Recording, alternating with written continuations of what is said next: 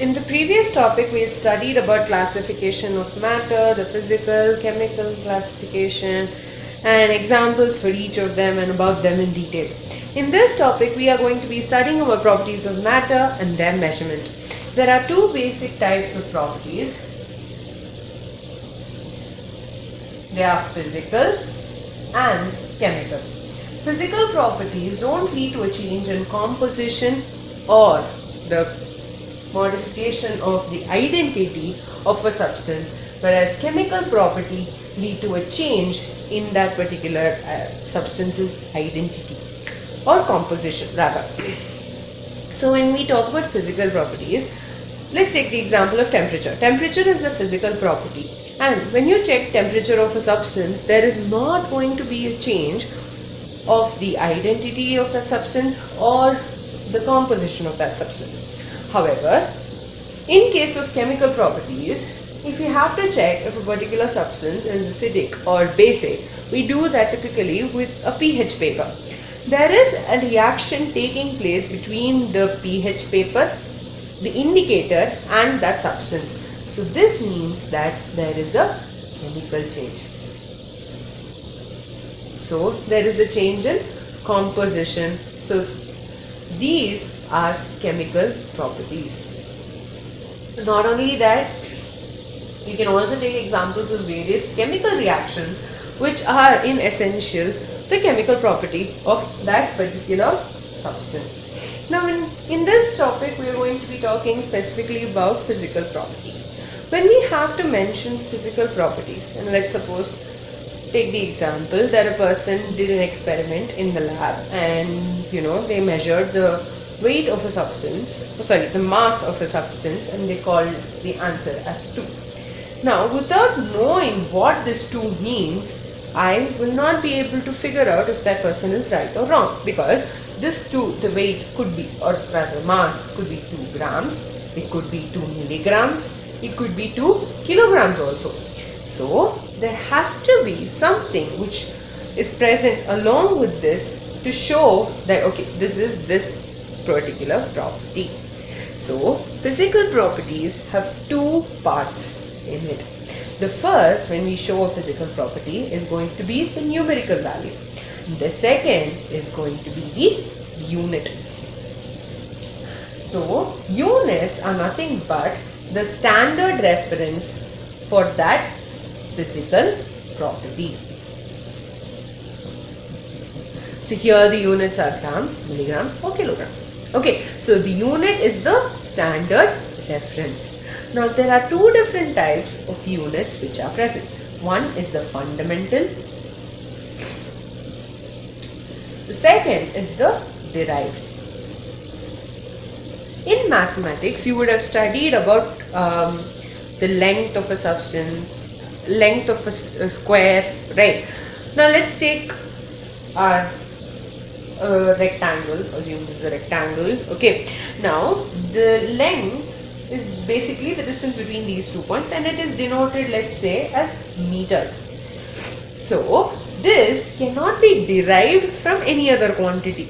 So fundamental units are the ones which are not derived, they are not obtained from another unit or another value.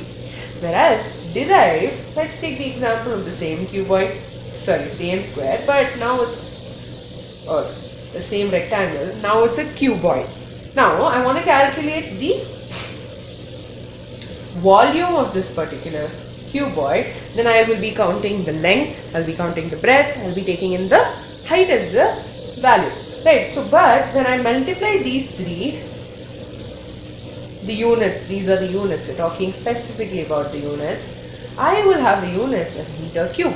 So I am deriving this value from a fundamental one, because so thereby the units which have to be derived are called as derived units. So examples for this could include volume. Okay, now fundamental, they are not derived. So previously when they were talking about units, there were 2 basic systems of measurements which were followed. That was the English system, and the second was the metric system. Now this led to a lot of confusion because nobody was really clear as to what the other one was doing, and when you don't understand the units clearly, it leads to a lot of problems. So what happened was scientists decided, they met up and they decided on certain units called the SI units, which was accepted in the General Conference of Weights and Measures in the year 1960. And this gave rise to 7 basic units for the SI system. So the units which are listed here are the 7 basic units of the SI system. Now, so length, the SI unit is meter, mass is kilogram, time is second. One important thing, time in thermodynamic temperature, time is denoted as T, thermodynamic temperature is capital T. So temperature is Kelvin, electric current is ampere, and luminous intensity is candela, and the amount of substance is denoted by mole. Now assume you have to measure. Now let's take mass. Okay, now you have something as minute as, let's say, very minute quantity. Okay, you can't just use kilograms in that case. It becomes two, it will have like, now having this value becomes a pain. So here is where prefixes come in. Prefixes are used when the SI unit is either too small or too large for the unit that we want to, or rather for the value that we want to depict with that unit. So that's when we use that's when we use prefixes. So examples could be microgram, milligram, okay, grams, kilograms. So these are the prefixes. So prefixes are used when the value, the SI unit is either too small or too large. So after this so the next thing we're going to be learning about under this topic are a few physical quantities or properties that we commonly come across. The first is length. The first is weight and mass. Now we might assume mass and weight mean the same thing, but they are not. So mass is the amount of matter present in the substance.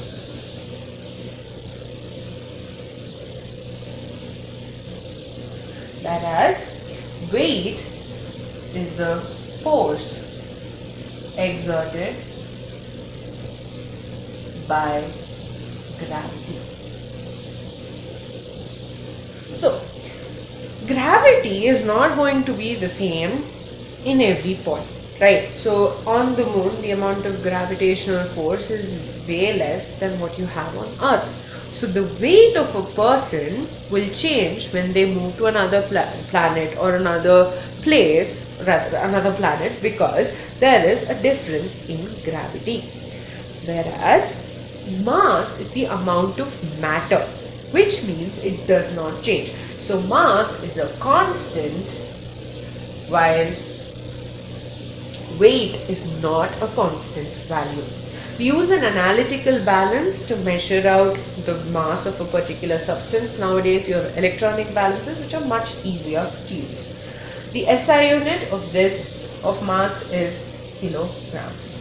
But in our labs we don't generally use kilograms because it's a big value. Instead we will use grams. So 1 kilogram is 1000 or 10 to the power 3 grams, which is equal to 10 to the power 6 milligrams. So that's about mass and weight. Mass is the amount of matter in the substance. Weight is the force exerted by gravity. The next we're going to be learning about is volume. So volume is the amount of space occupied by a particular substance.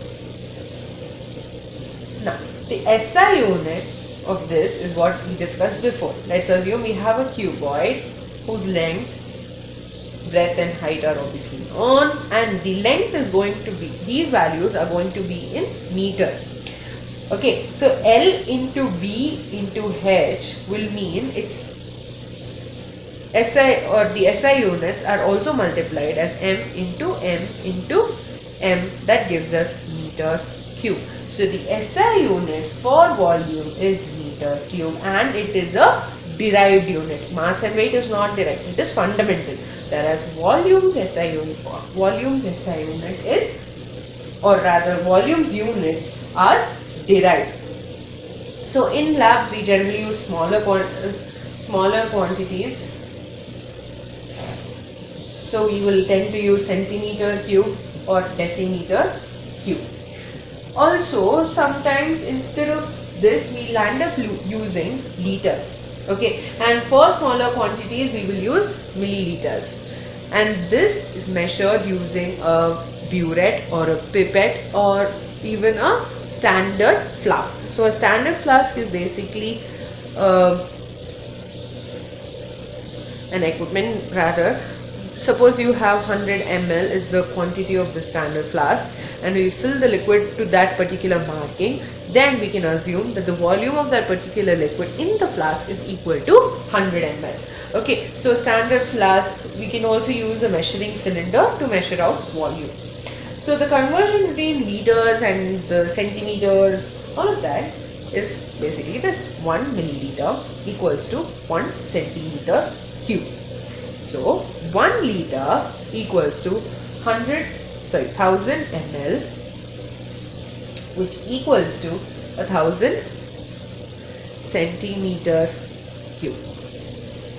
Okay, so volume is the amount of space occupied. Its units are meter cube, but usually we use liters or milliliters, and so these are for the smaller quantities. We tend to use centimeter cube or decimeter cube or ml. Now the next physical quantity we are going to be learning about is density. Now density is the mass, the amount of mass over volume. So density equals to mass by volume. Now the SI unit of density would be equal to SI unit of mass divided by SI unit of volume. So SI unit of mass is kilogram and of volume is meter cube. So which means kilogram per meter cube. It can also be written as kilogram meter minus 3. Okay, now the SI unit of density is kilograms per meter cube, but this is pretty huge for lab use. So for solids we will write it as grams per centimeter cube, whereas for liquids it's going to be grams per milliliter. Now the reason we can just convert it directly from centimeter to milliliter is because 1 milliliter equals to 1 centimeter cube to milliliter. But density changes with change in temperature.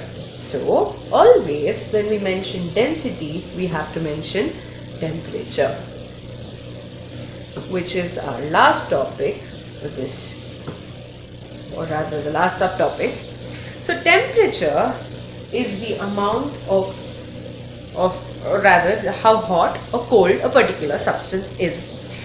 So there are 3 main scales. So the SI unit of temperature is Kelvin, but there are 3 main scales which are used to denote temperature. One is the degree Celsius scale, the second is the degree Fahrenheit scale, and the third is the Kelvin scale, which is the SI unit. Okay, so in a thermometer which has a degree Celsius scale, it goes between 0 to 100 degrees Celsius. And the one which is in Fahrenheit scale goes from 32 degrees to 212 degrees Fahrenheit. Now, this is because this and this, these two values are the melting point of water. whereas these two values are the boiling point of water. So there's a formula which we use to convert degrees Celsius to Fahrenheit and vice versa. So when we know the value of degree Celsius and we want to convert it into Fahrenheit, degree Fahrenheit would be equal to 9 by 5 into degree Celsius plus 32. Or to make things clear, let me just write that 9 over 5. So this can be used to convert degrees Celsius to degree Fahrenheit. Now the conversion between Kelvin and Celsius is Kelvin equals to degree Celsius plus 273.15, which means the melting point of water is 273.15 while boiling point of water is 373.15. Here 0 Kelvin is also called as absolute temperature. This is because unlike degree Celsius and Fahrenheit scale, which can have negative values, Kelvin scale does not have a negative value. So the minimum value that you have in the Kelvin scale is going to be 0 Kelvin. Okay, so with this we complete properties of matter and their measurement. Okay, we learned about the importance of showing the units, what units are. They are the standard reference, and each and every property, physical property, it has two parts. One is going to be the digit or numerical value, and the second is the unit. There are two types of units: fundamental units and derived units. Fundamental units cannot be derived, or they exist. Like, they cannot be derived from any other unit, whereas derived units are the ones which are obtained from fundamental units. The SI units of system was established in the year 1960, and this was done in the General Conference of Weights and Measures. One quick fact is that over time, with change in the technologies and the improvements that we're making, there has always been a change in the definition. So they do make changes with respect to the definition of each of these SI units occasionally as well. And then we studied about certain physical properties and their units. So we studied about mass and weight. Important thing you need to remember: mass and weight are different. Mass is going to be constant, whereas weight changes with change in gravity. Volume is the amount of space occupied, and the units of volume is a derived unit. Density is mass by volume, which is again a derived unit because you have mass and volume being used. Okay, the temperature, you have three different scales, and it's the degree of hot, or rather the amount of hotness or cold, or amount of heat present in the body. And then you have temperature, which is basically how hot or cold a particular substance is, and there are three scales which are used: Celsius, Fahrenheit and Kelvin. This is the equation which is used to convert Celsius to Fahrenheit, and this is used to convert Celsius to Kelvin. With that, we finish this chapter. The next we don't finish this chapter. This is the third topic of this chapter. So we finish the topic, and you'll be studying about uncertainty in measurement, which is very interesting if done correctly. So yeah, do check out the video about uncertainty in measurement.